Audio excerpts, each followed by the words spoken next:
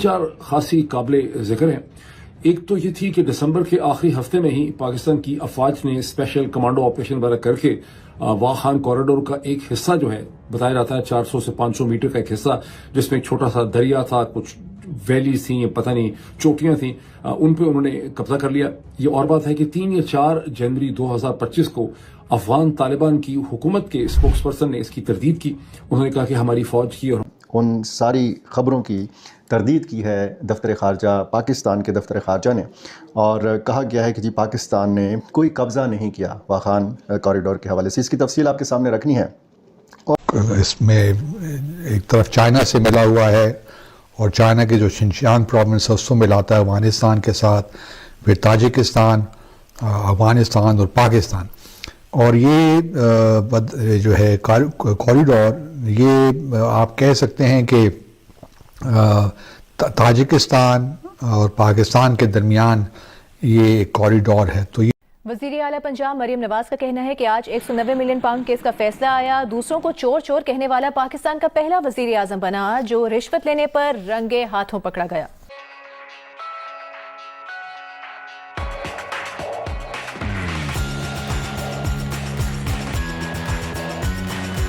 ہماری پولیس کی presence Wakhan corridor کے اندر ہے اور وہاں پاکستانی کسی قسم کی کوئی پریزنس جو ہے وہ نہیں پائی جاتی. پھر یہ ہے کہ پاکستان کو واخان کوریڈور کی اس لیے ضرورت ہے کہ جب پاکستان واخان کوریڈور کو فتح کر لے گا, اس پہ اگر کنٹرول اپنا ایکسرسائز کر لے گا, ہولڈ کر لے گا اس زمین کو, تو اسے چین تک وہاں سے ایک باقاعدہ فزیکل جغرافیکل ایکسیس مل جائے گی. اسے تاجکستان جو نارتھ میں ہے اس طرف بھی اس کو ایکسیس مل جائے گی اور اسے سینٹرل ایشیا میں ٹریڈ کرنے میں بہت زیادہ سہولت ہو جائے گی. اس پوری تھیوری کے اندر کسی نے سوال پوچھا نہیں کہ پاکستان کو ابھی سینٹرل ایشیا تک گزشتہ 15-20 برس میں ٹریڈ کرنے میں کس قسم کی دقت جو ہے وہ دشوار رہی ہے. اس میں پاکستان میں واخان کوریڈور کے حوالے سے میڈیا میں جو بحث ہو رہی ہے, یہ جو بحث کروائی گئی ہے, اس کی کئی فارمز ہیں. اس میں کچھ نیوز سٹوریز بھی ہیں, اس میں کچھ عجیب قسم کے آرٹیکل بھی ہیں. فار انسٹنس فرائیڈے ٹائمز کے اندر ایک بہت ہی عجیب و غریب قسم کا کسی نے 2 نمبر قسم کا کمزور سا ایک آرٹیکل بھی لکھا ہے جو بالکل بھی ویل ریسرچ نہیں ہے. اسلحہ پڑا ہوا ہے اور وہ کس طرح سے اس اسلحے کا استعمال کر سکتے ہیں, یا یہ امریکہ نے سازش کے طور پر اسلحہ وہاں پہ چھوڑ دیا ہے. اس قسم کی بہت سی چیزوں پہ ان کا بہت سا زور جو ہے وقت اس پہ لگ گیا. جو کریٹیکل کوسچن فیصل بڑھائے جیسے انٹیلیجنٹ آدمی کو اٹھانے چاہیے تھے اس کے حوالے سے, وہ انہوں نے بہرحال نہیں اٹھائے. ڈاکٹر مونس احمد جو ہیں وہ ایک بہت ہی ریسپیکٹڈ پاکستانی ایکیڈیمک ہیں, کراچی یونیورسٹی کے انٹرنیشنل ریلیشنز کے ڈین وہ رہ چکے ہیں. انہوں نے ایکسپریس ٹریبیون اخبار کے اندر اپنا ایک کالم لکھا ہے, اور اسی طرح سے TRT جو ہے Turkish radio and television, اس کے اندر ایک خاصا فیکچوئل ریشنل قسم کا آرٹیکل بھی نیوز سٹوری انالیسس اس حوالے سے چھپا ہے جو میں آپ کو اسکرین پہ دکھا سکتا ہوں. حیرت کی بات یہ ہے کہ مونس احمد جیسے ایکسپیرینس ایکیڈیمک نے انڈیا ٹوڈے کے ہندوستانی پبلیکیشن کے ایک آرٹیکل کو کوٹ کیا ہے یہ کہنے کے لیے, یہ ثابت اسما جہانگیر صاحبہ کی وہ سٹیٹمنٹ سن رکھی ہے جب وہ بہت غصے سے کہتی ہیں یہ جرنیل ڈفر ہیں, یہ ڈفر ہیں. 2022 کے رجیم چینج آپریشن کے بعد چونکہ لوگ جرنیلوں کے خلاف ہو گئے تو یہ سٹیٹمنٹ محترمہ اسما جہانگیر صاحبہ کی بہت زیادہ مقبول ہو گئی, اس کو لوگ ہزاروں لاکھوں دفعہ دہرا چکے ہوئے. لیکن اسما جہانگیر صاحبہ کی اس سٹیٹمنٹ کا مسئلہ یہ ہے کہ اس کی بنیادی اسمپشن یہ ہے, اس کا قیاس یہ ہے کہ جرنیل صاحبان جو ہیں وہ پاکستان کے وسیع تر مفاد کے اندر, اس کے اسٹریٹجک انٹرسٹ کے اندر کام کرنا چاہتے ہیں. ویژن ان کا ہے اس میں, لیکن اس میں بار بار فیل ہو جاتے ہیں, ناکام ہو جاتے ہیں, اس لیے کہ ان کا ویژن جو ہے وہ ڈیفیکٹو ہے. اگر اس کو آپ اس تھیسس سے ریپلیس کر لیں کہ پاکستان کے جرنیل صاحبان جو ہیں وہ پاکستان کے انٹرسٹ میں نہیں اپنے ذاتی اسٹریٹجک انٹرسٹ میں کام کرتے ہیں, اور اس میں وہ اتنے کامیاب ہیں کہ اپنی ہر قسم کی کارروائی کو پاکستان کے اسٹریٹجک انٹرسٹ اور نیشنل انٹرسٹ میں کنورٹ کر کے اس کا سودا جو ہے وہ بیچ دیتے ہیں اور پاکستانی لوگوں کو بیوقوف بناتے ہیں. تو اس لحاظ سے اگر آپ دیکھیں تو آپ کو پتا چلتا ہے کہ جرنیل صاحبان جو ہیں وہ بے انتہا سمارٹ ہیں. اب آئیں اس چیز کی طرف کہ جو کچھ ابھی ہو رہا ہے اس کا بیک گراؤنڈ کیا ہے. اسے سمجھانے کے لیے میں نے چھوٹے چھوٹے بلٹ پوائنٹس بنائے ہوئے ہیں. بلٹ پوائنٹ نمبر 1 یہ ہے کہ 9/11 کے بعد امریکہ کا اور مغرب کا پاکستان کی اسٹیبلشمنٹ GHQ کو بہت دباؤ تھا کہ ہندوستان کو آپ انگیج کریں. یہ انگیج کرنا نہیں چاہتے تھے, کبھی کچھ ہوتا تھا کبھی کچھ ہوتا تھا. 9/11 کے فوراً بعد سیز فائر کیا, اور آپ دیکھتے ہیں کہ جنوری 2021 کے بعد سے سو مچ ہو کہ ہندوستان نے کشمیر کا آرٹیکل 370 جب ختم کیا تو انہوں نے چون تک نہیں کی, اور جنوری 2021 کے بعد سے مسلسل جو ہے انہوں نے ہندوستان کے ساتھ بہت ہی ریمارکیبل پیسفل ٹائم انہوں نے جو ہے وہ گزارا. ان بدلتے ہوئے ریجنل اور انٹرنیشنل ڈائنامکس میں پاکستانی فوج کی ٹاپ لیڈرشپ GHQ کا وہ کرائسس شروع ہوا جس سے وہ ہمیشہ خوفزدہ تھے، اور وہ یہ کہ اگر ہندوستان کے ساتھ آپ کے تعلقات بہتر ہو جاتے ہیں، صلح ہو جاتی ہے، تو پھر اتنی بڑی فوج، اتنے بڑے بجٹس، اتنا بڑا جو ڈیفنس پوسچر آؤٹلے ہے اور اتنا زیادہ جو خرچہ ہے اور پریویلیجز ہیں، اسے آپ کیسے جسٹیفائی کریں گے؟ اس مومنٹ سے آگے انہیں ایک خوفناک دشمن کی تلاش تھی۔